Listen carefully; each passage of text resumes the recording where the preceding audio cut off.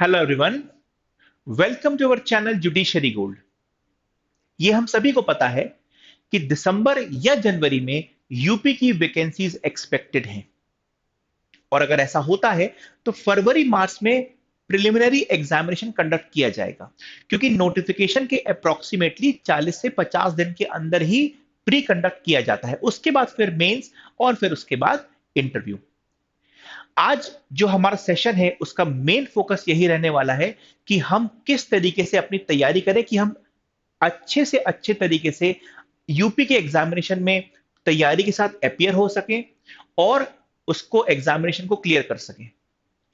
अच्छा, एक बात और, वो ये कि अभी रिसेंटली यूपी के सिलेबस में चेंज हुआ है। हम इस बारे में चर्चा नहीं करने वाले, क्योंकि इस पे ऑलरेडी हमने वीडियोस बनाए हैं। उनका लिंक मैं डिस्क्रिप्शन बॉक्स में डलवा दूंगा, वो आप देख सकते हो।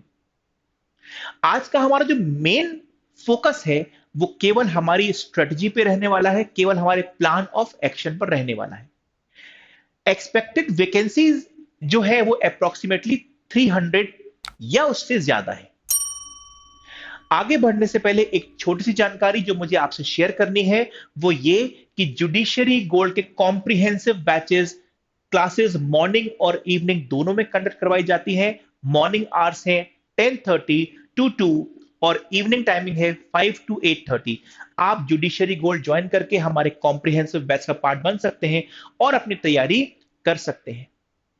आप हमारी वेबसाइट से फ्री स्टडी मटेरियल भी डाउनलोड करके अपनी पढ़ाई कर सकते हो। और जुडिशरी गोल्ड का पार्ट बनने के लिए, एडमिशन लेने के लिए आपको all India judiciary scholarship and admission test में अपियर होना है, जो कि 27 नवंबर को कंडक्ट किया जा रहा है। इसमें अपियर होके आप 100% तक स्कॉलरशिप जीत सकते हो और जुडिशरी गोल्ड का पार्ट बन सकते हो।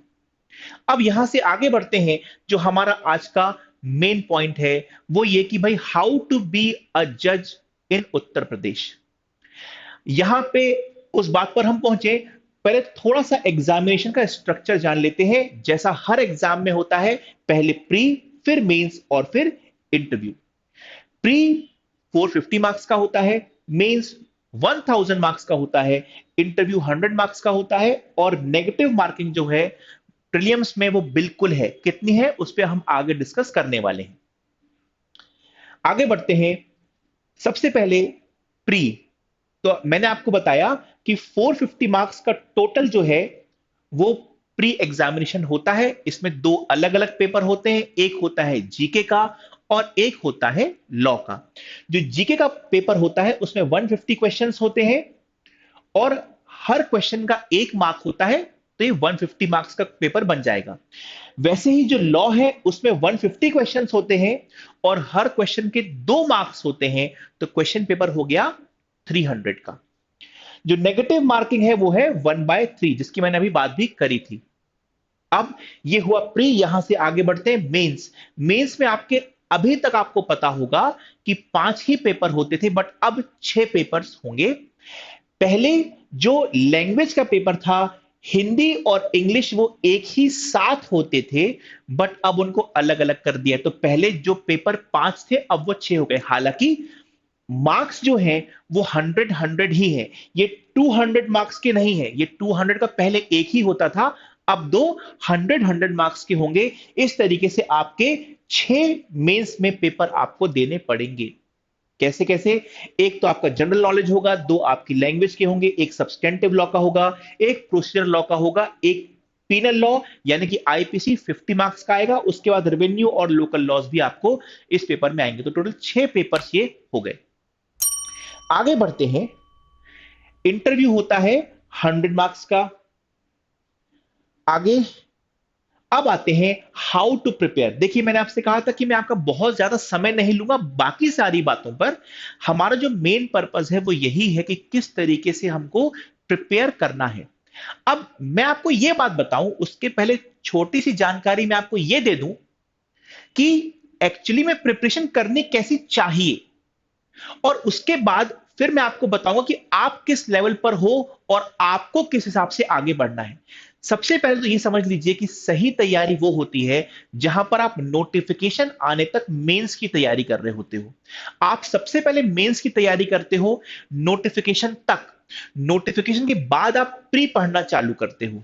अब आप शायद ये सोच रहे होंगे कि सर ऐसा क्यों, क्योंकि पहले तो हमको प्री में अपियर होना है, उसके बाद मेंस होगा।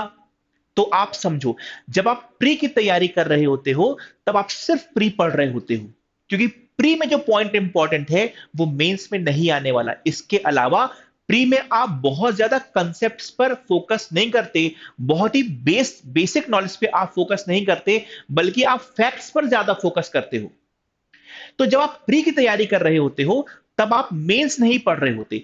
इसी तरीके से जब आप इंटरव्यू की तैयारी कर रहे होते हो तो आप प्री और मेंस नहीं पढ़ रहे होते, बट जब आप मेंस की तैयारी कर रहे होते हो तो आप प्री भी पढ़ रहे होते हो और इंटरव्यू भी पढ़ रहे होते हो। याद रखना, जो चीज मेंस के लिए जरूरी होती है वो प्री के लिए भी जरूरी है और इंटरव्यू के लिए भी जरूरी है। इसीलिए सबसे पहले किसी भी एग्जामिनेशन में जो पढ़ा जाता है वो मेंस वाला पोर्शन होता है। और कब तक पढ़ा जाता है?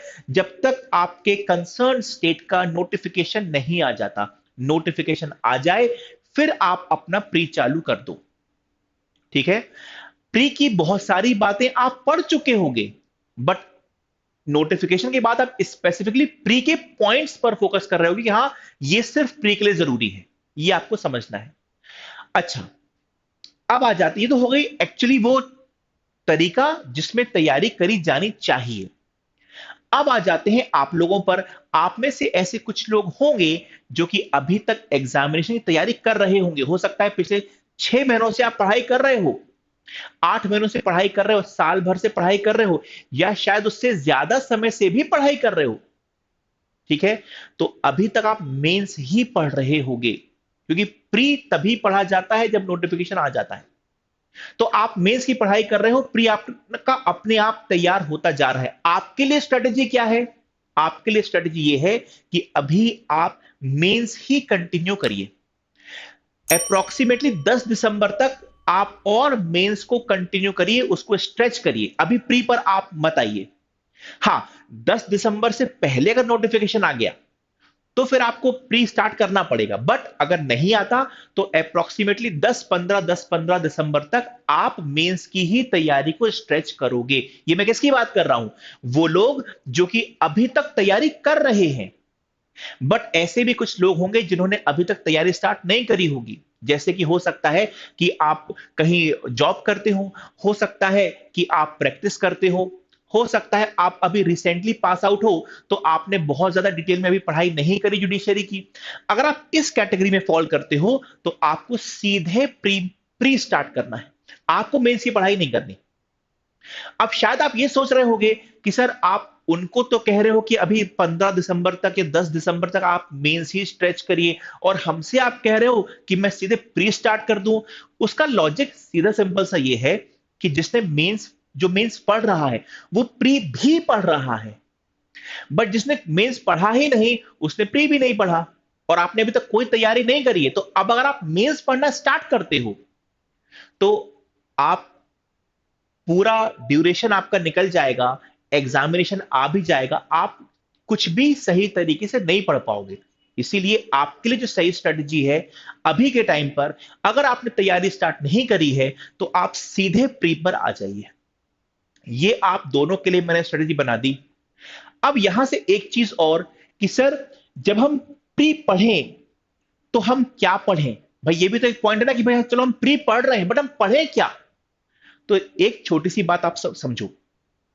जो लोग अभी तक तैयारी करते आ रहे हैं, हो सकता है उन्होंने 6th 7th 8th 9th की एनसीईआरटीज पढ़ी हो जीके के लिए, जो कि बहुत अच्छी बात है।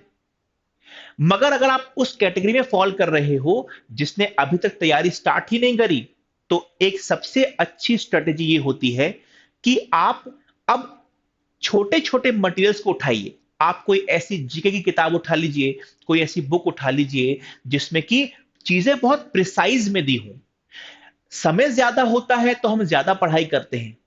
तो अगर आपकी तैयारी पहले से चालू है और आपने, जाहिर सी बात है कि ये सारी बुक्स रेफर करी होंगी आपने, बहुत अच्छा किया। बट अगर आपने ऐसा नहीं किया है और आप अभी से तैयारी स्टार्ट कर रहे हो तो आपको बहुत ही प्रिसाइज मैटर उठाना पड़ेगा।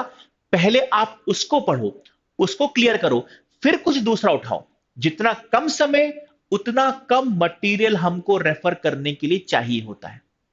तो प्री के लिए मैंने आपको यह बात बताई कि अब जो भी आप अभी से तैयारी स्टार्ट कर रहे हो, आपको क्या करना है, आपको बहुत ही छोटा मैटर मटेरियल उठाना है, उसी से आपको अपनी तैयारी करनी है। अब वो क्या हो सकता है, तो लॉ के लिए तो बेयर एक्ट ही होगी। इसके अलावा हमारा जो जुडिशरी गोल्ड है वो जीएमबी यानी कि ग्रैंड मास्टर्स बॉक्स, जिसमें कि आपको बहुत सारे प्री के क्वेश्चंस मिलते हैं सब्जेक्ट वाइज। उसमें सारे मेजर सब्जेक्ट्स के प्री के क्वेश्चंस कवर किए गए हैं, ऑब्जेक्टिव क्वेश्चंस कवर किए गए हैं। आप उनको बिल्कुल परचेज कर सकते हो और रेफर कर सकते हो। इसके अलावा प्री का सॉल्यूशन यह है कि जो एमसीक्यू, जो ऑब्जेक्टिव क्वेश्चन आपको जहां से मिले आप उसको सॉल्व करिए। वो किसी किताब का हो सकता है, किसी मोबाइल के ऐप का हो सकता है, वो किसी साइट का हो सकता है। आप उनको रेफर करिए और उनको सॉल्व करिए, बट आंसर्स पे ब्लाइंडली भरोसा नहीं करना। जहां भी डाउट हो आप उसको क्रॉस चेक कर लो। ये हो गई प्री की बात। अच्छा, प्री में भी लॉ है और जीके है, तो जीके के लिए आपको क्या रेफर करना है, आप घटना चक्र रेफर कर सकते हो, आप परीक्षा मंथन रेफर कर सकते हो, आप जो लूसेंट की बुक है आप वो रेफर कर सकते हो। हालांकि वो भी थोड़ी सी जो है उसका कंटेंट ज्यादा है बट पॉइंट वाइज है, तो वो आपको आपका सॉल्यूशन प्रोवाइड करवा देगा। ठीक है, आगे बढ़ते हैं, आ जाते हैं मेंस पर। मेंस में भी जीके, लॉ और लैंग्वेज की जब हम बात करते हैं, तीनों ही चीजें इंपॉर्टेंट है। बट आपको एक बात बता दूं कि लैंग्वेज जो है वो उतनी टफ नहीं है कंपेयर टू जितना टफ लॉ पूछा जाता है, या लैंग्वेज से थोड़ा सा ज्यादा ही टफ लेवल रहता है जो है जीके का। तो उसके लिए भी आपको मैटर वही रेफर करना है। ठीक है, चाहे लूसेंट हो, चाहे घटना चक्र हो, ये सभी आपको यहां पर रेफर करना है। आ जाते हैं इंटरव्यू पर। तो इंटरव्यू के आपको पता है कि वहां पर पर्सनालिटी चेक की जाती है, वहां पर आपका नॉलेज चेक नहीं किया जाता। तो इसीलिए अगर आपने प्री और मेंस निकाला हुआ है तो आपका नॉलेज वहां पर चेक नहीं हो रहा, आपकी पर्सनैलिटी वहां पर चेक करी जा रही है। और इसलिए आपको वो एक अलग चीज है, वो एक अलग प्रिपरेशन है। हालांकि जुडिशरी गोल्ड भी इंटरव्यू की प्रिपरेशन अलग से करवाता है, बट वो एक लेटर स्टेज की बात हो जाती है। पहले आपको प्री क्लियर करना है, फिर उसके बाद आपको मेंस क्लियर करना है। मैंने आपको बता दिया कि अगर आप रिसेंटली तैयारी स्टार्ट कर रहे हो, बहुत ही प्रिसाइज मटेरियल स्टार्ट करो, प्रिसाइज मटेरियल से स्टार्ट करो, अपनी तैयारी यहां से स्टार्ट करो, ऑब्जेक्टिव ज्यादा से ज्यादा ज्यादा सॉल्व करो। मेंस की तैयारी के लिए मैंने आपको बता दिया, पहले से तैयारी कर रहे हो बहुत अच्छी बात है, एनसीईआरटी वगैरह आपने पढ़ रखी है बहुत अच्छी बात है, नहीं तो आपको लूसेंट या घटना चक्र वगैरह ही आपको रेफर करनी है। तो ये है बेसिकली आपका जो एक्शन प्लान जो होना चाहिए यूपी जुडिशरी के लिए। तो होप कि आपको वीडियो अच्छा लगा होगा।